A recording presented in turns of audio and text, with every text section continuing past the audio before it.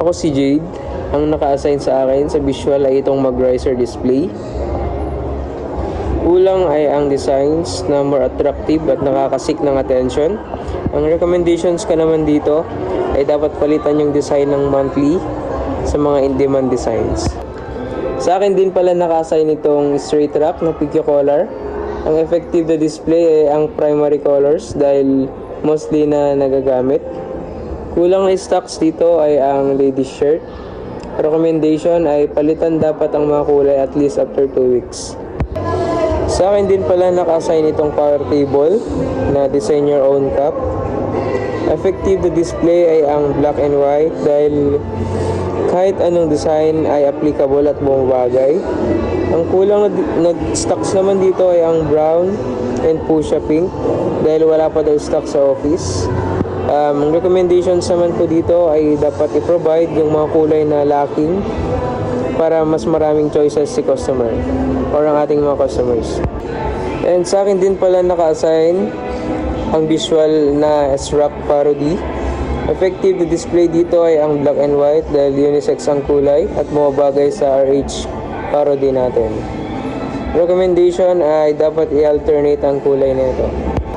And sa akin din pala naka-assign ang dry fit, which is ang effective na display dito ay ang white dry fit dahil sa affordable pagdating sa printing. And kulang ay ang white na naka-display sa harapan. And recommendations ko ay ipakita ang mga kulay na alam nating in demand. And ako din pala guys ang naka-assign dito sa square box natin na pillow display. Effective na display ang Cocomelon, Kuromi dahil kadalasan ang mga kids ang customer natin dito. Kulang ay ibang uri ng design. Recommendations ko naman dito ay magbigay ang office ng magkakaibang design at para hindi sila magkakaparehas. Ako din pala ang naka-assign dito sa show window natin na teacher's display. Effective na display dito ay ang regular canvas bag dahil sa affordable and very useful para sa mga teachers natin. And kulang naman dito ay mga display na nakalagay.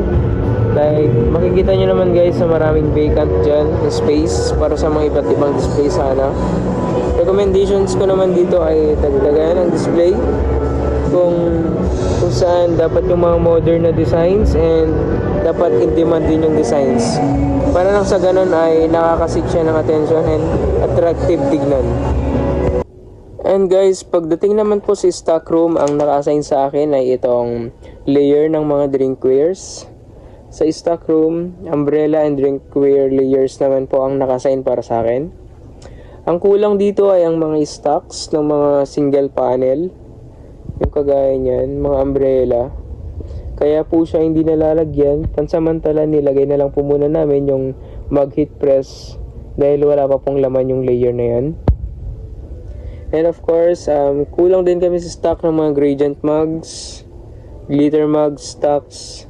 At ang recommendations ko naman po dito ay dapat magkaroon ng sapat na stocks sa mga